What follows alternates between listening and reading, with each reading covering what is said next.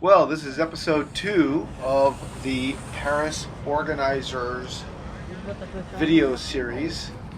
I did a little walkthrough of the drop zone on Saturday. I thought I'd do that while I was talking about a couple of things that I thought that I would do before we got to the skydive.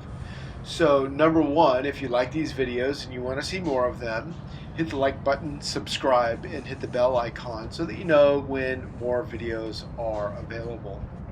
I have a question for you all, and it's a rhetorical question, or a question that you should know the answer to. If you don't, then I would suggest that you talk to one of the organizers or an instructor. And that is, if you have two parachutes out, what do you do? How do you fly that? What don't you do? Again, think about that. I'm not going to provide the answer here, but if you don't know exactly, or if you have to think about the question, then certainly ask one of the organizers.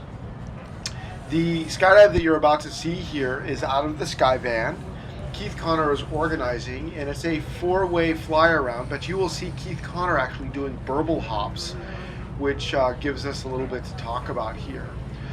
This is the kiosk in front of the loading area. So here is the skydive. Keith Connor checking the spot, coming out, taking grips, backing everybody up into the back of the Skyvan and doing the count. Ready, set, go. They come out.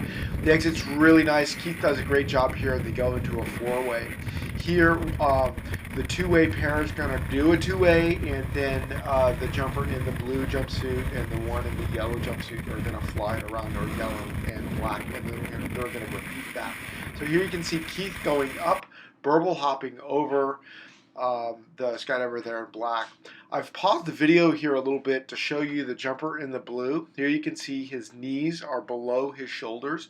You should really try hard never to do that. Your knees should never be below your shoulders or your hips. Your hips should always be the lowest thing in your body.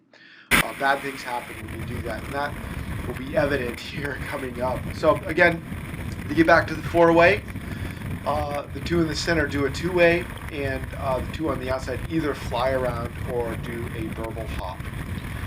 You're going to see some examples again here of hips below shoulders, and that's this here. Here you can see the black skydiver.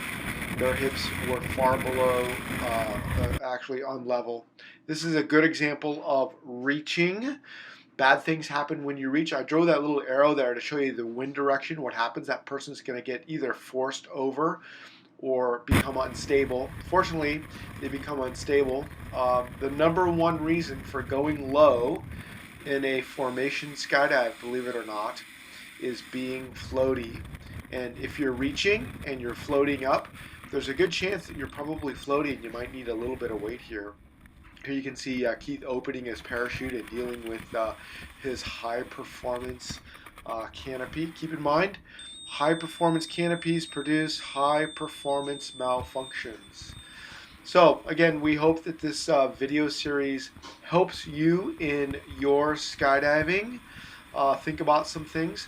I would suggest that you really think about keeping your hips the lowest thing or the lowest point of your body while skydiving. Having your knees drop below your hips is generally not a good thing. I would strongly suggest that you really work on not reaching.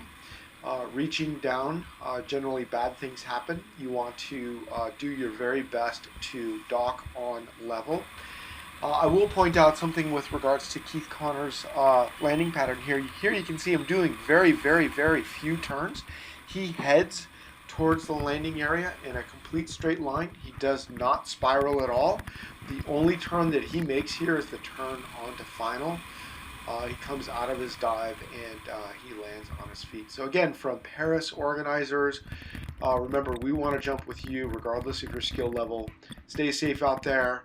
We hope you have a great skydiving day.